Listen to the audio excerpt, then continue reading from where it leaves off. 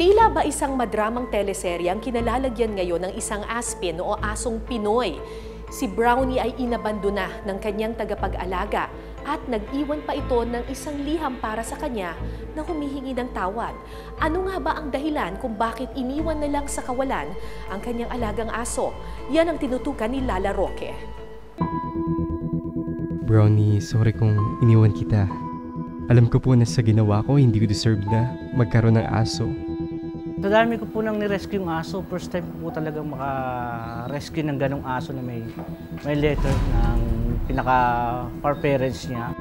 And yung isa sa mga binabantayan natin is severely infected na rin yung kanyang sugat. Wala rin yung pera tsaka may problema din ho kasi marami. Patong-patong ho kaya hindi ko na rin ho naisip. Isang asong nanggigitata, may sakit. Ikinadena sa isang bakanteng lote na may kalaki pang sulat para sa mag-aampon sa kanya. Ano ang nangyari at humantong sa ganito ang buhay ng kaawa-awang aso na si Brownie?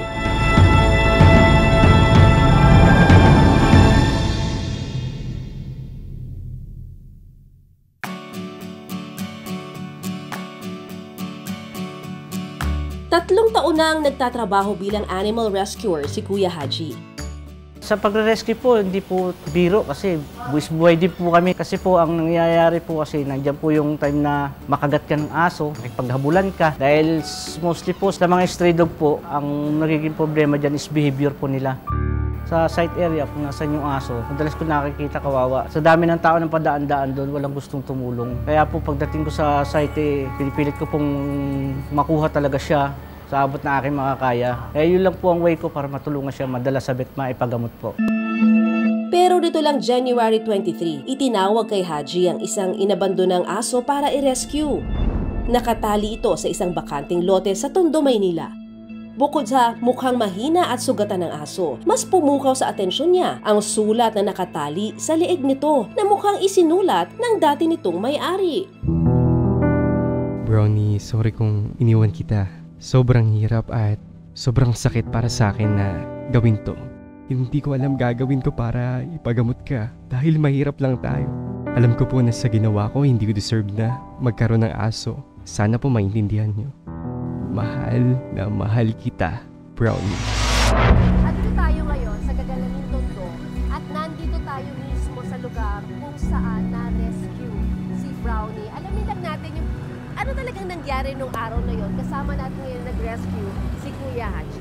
Kuya Haji, ano bang nakita mo? Anong nangyari nung araw na yon? Noong time na pumunta po ako dito, nakita ko po si Brownie dyan na nakatali sa dito sa parking lot area. Kasi maliit lang to, opo, maliit lang. Siguro mga 6 na kotse. Dito po sa may bandang gate na to. Dito. Dito ko siya natagpuan nakatali po. Na may naka-attach na letters po.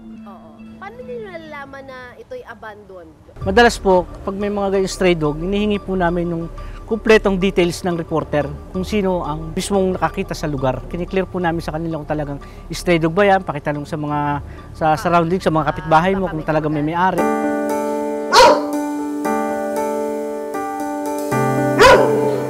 Sa ngayon, nakakonfine si Brownie sa isang veterinary clinic sa Quezon City. Si Brownie ay isang aspin, tinatayang nasa 3 taong gulang at may katamtamang laki. Tama nga ang nasa liham na nakatali kay Brownie. May iniindang sakit ang aso. Dok, ano po yung findings natin kay Brownie? Based sa kanyang blood works, diagnosis natin is may blood parasitism siya, specifically ehrlichiosis, blood parasite, yun yung sa kanya. And meron din siyang kidneys and liver problem po. Lubhang nakababahala rin ang malaking sugat ni Brownie sa kanyang ari. And yung isa sa mga binabantayan natin is yung kanyang wound necrotized na upon presentation. Nung pagkadala pa lang, severely infected na rin yung kanyang sugat. Parang nakita ko nga parang nakabuka na eh. So ano ibig sabihin nun? Kailangan ba niya ng surgery?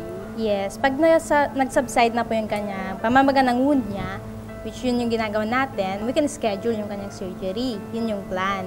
And need pa rin na i-recheck yung kanyang blood works if fit na for surgery po. Ramdam mo pa rin sa kada ungol at pagpiglas ni Brownie ang sakit ng kanyang nakabukang sugat. Pero di tulad nung unang araw na na-rescue si Brownie, unti-unti na raw nanunumbalik ang lakas nito. Magana na rin siyang kumain. Yung first day niya talaga agitated, very aggressive siya, halos ayaw niya muna magpahawak. Siyempre, very in pain siya. Then eventually, mga 3 days, so until now, mas parang pinagkakatiwalaan naman na niya yung mga staff dito. Malaking palaisipan pa rin sa mga netizen kung sino nga ba ang dati nag-aalaga kay Brownie na nag-abandona sa kanya at kung bakit niya itong ginawa. Hindi po ba kayong aware kung sino may-ari nito? Pero nung araw na ni-rescue ni Haji si Brownie, isang tao raw ang tila nag-aabang sa kanyang paglapit sa kawawang aso. That time po, meron pong isang lalaking nandatnyang ko rin po dito. Ang akala ko po, concerned citizen lang sa aso. So, dumapit din po siya sa aso. Ngayon, nagtataka po ko, nag-wig yung tail ng aso. Sabi ko, naglaro sa isip ko, parang kilala yata nito nung aso may-ari. Tinanong ko siya, sabi ko, "Sir, taga dito ka ba?" Ang sagot niya sa akin, "Hindi po, taga kabilang kalye." Tapos sabi ko, "Sige sir, since kilala ka ng aso, parang kilala ka ng aso, pakatulungan na lang ako, sampan natin sa cage." Sabi niya, "Pwede bang kuhanin ko yung detalye ng cellphone number mo at saka yung address ng vet na pagdadalan ko?" Sabi ko sa kanya, "Sir, rider lang po ako, rider rescuer. Hindi po ako totally naka-stay sa Love by the Gap shelter." Isang araw matapos ma-rescue si Brownie, nagpakita ang lalaking umalalay kay Haji sa vet clinic kung saan siya na-confine. Dito na niya inamin kung sino siya at kung bakit niya dinadalaw si Brownie. Dahil dito sinubukan naming balikan ang lugar kung saan na-rescue si Brownie sa pagbabaka sakali na naroon ang misteryosong lalaki na dumadalaw sa aso. Dito tumambad sa amin ang isang delivery rider. Kumakain na, nasa TV.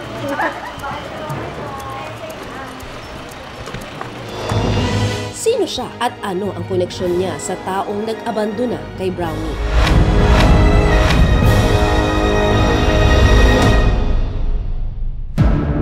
Siya si Robert, 26 years old, nakatira rin sa Tondo, Maynila. Siya na nga ang dating nag-alaga kay Brownie sa loob ng 3 taon.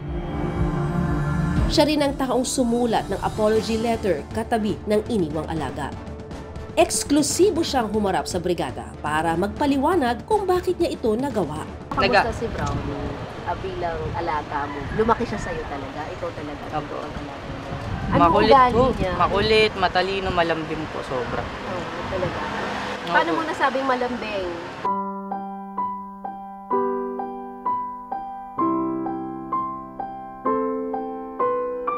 Kapag uuwi ako ng bahay, sasalubong siya. Tapos pag nakamotor po ako dyan sa may bahay namin, salubungin niya ho ako sasabayan niya ako pauwi sa bahay. Magmula noong ma-rescue si Brownie, araw-araw na niya itong dinadalaw sa klinik. Ang asong may sakit, nagiging sobrang masigla sa tuwing nakikita ang kanyang fur daddy. Sit!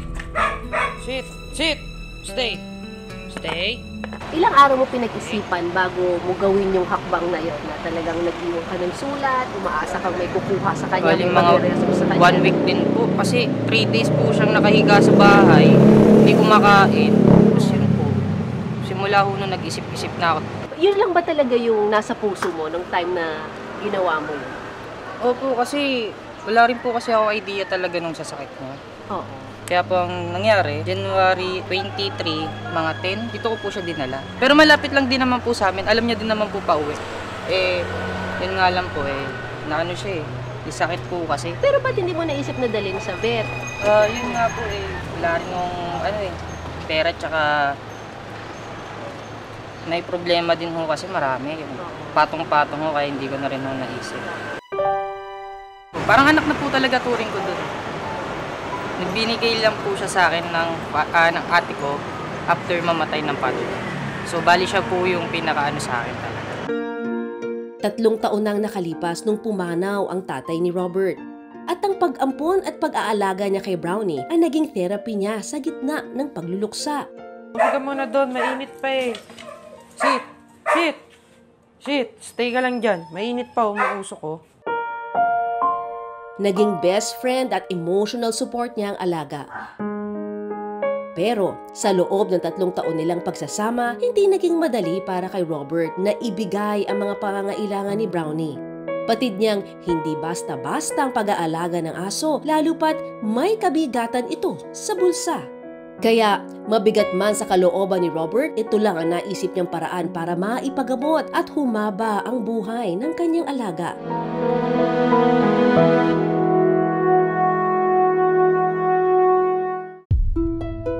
Ayon sa isang animal welfare group, ang pagiging fur parent ay may kaakibat talagang gastos, lalo na kung gusto mong mabigyan ng desenteng tirahan at maayos na pangangalaga ang iyong pet. 300 to 500 pesos per month para dun sa ating mga pagkain. Yan yung parang may mabibili ka na may maayos na dog food and para dun sa 2 to 5 years old adult na tinatawag natin ng mga aso. Pagka puppy, mas mahal yon. Right away, tumataas yan ng 1,000 to 1,500. Tapos pag tumanda naman, meron ding tinatawag na senior dogs. Mahal na naman din ulit yon kasi may mga renal para sa kidneys nila, bumabalon yun hanggang 2,500. And then wala pa doon syempre yung hindi natin inaasahan, yung kapag nagkasakit, kapag nasugatan, kapag kailangan niya ng additional shots. Sa mga pagkakataon naman daw na magkakaroon ng problemang pinansyal ang isang fur parent, may ibang paraan naman daw para maalagaan pa rin ang kanyang pet at wag daw sana itong basta na lang iaabandona sa kalye. Sa amin, sa mga animal welfare groups, ang pinapakiusap natin is maghanap muna sila ng kaibigan or kapamilya na kayang mag-alaga muna o mag-foster dun sa kanilang doggy or sa cats nila para alagaan muna habang nagkakaroon tayo nung sinasabi nga natin life happens, nagkakaroon tayo ng mga financial struggle, ganyan, or merong mga bagong responsibilidad na hindi natin inaasahan kasi once naman ma-stabilize na yung family o yung day-to-day nila, maiisip natin na kaya naman pala ulit na na ibalik sila dun sa household. Nung maaaring mensahe gusto magbigay lalo na yung sa mga gustong mag-alaga ng aso, pusa o anumang hayop ngayon? Sasabi ko lang po, siguro dapat ready po talaga sila mag-alaga. Kung meron po silang kakayahan na maibigay po yung needs kapag nagkasakit, ipagamot, ganyan po, pagkain. Ayun na nga paano yun? Humahabol sa'yo si Brownie.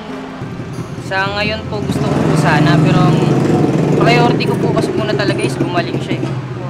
Tsaka kung kakayanin ko na po kasi kailangan din po ng kausap ko rin po yung mismo nag-rescue po na kung kaya ko na po siyang alagaan, ibigay yung mga needs niya, baka po may balik sa akin. Pero gusto ko po talaga. Ayon sa animal welfare group na Love by the Gaps, ang grupong nag-rescue at nangangalaga ngayon kay Brownie, hindi pa nila mapahihintulutan si Robert na ibalik sa kanyang poder si Brownie. Kailangan muna niyang mapatunayan na meron na siyang kakayanang pinansyal para makapag-alaga ng aso. Dahil sa nangyari, matatanggap daw ni Robert kung hindi na muling maibalik sa kanya si Brownie. Ang mahalaga ay gumaling ito at humaba pa ang buhay. Paano kung may ibang kumupkup kay Brownie, hindi na maibalik sa'yo? Bali, ang gagawin ko na lang po is magre-request ako na malaman po yung kung sino po yung mag-aampon para kahit paano magbisita ko po.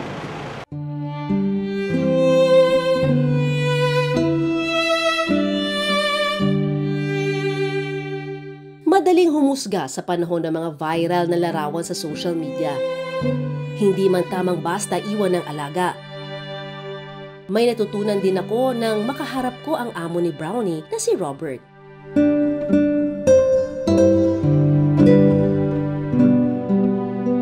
Na minsan, ang pamamaalam ay tanda rin ng pagmamahal. Sa kabilang banda, naway magsilbi ring leksyon kay Robert at sa iba pang fur parent na kapag umabot na sa kagipitan, may tamang proseso at grupo namang pwedeng lapitan.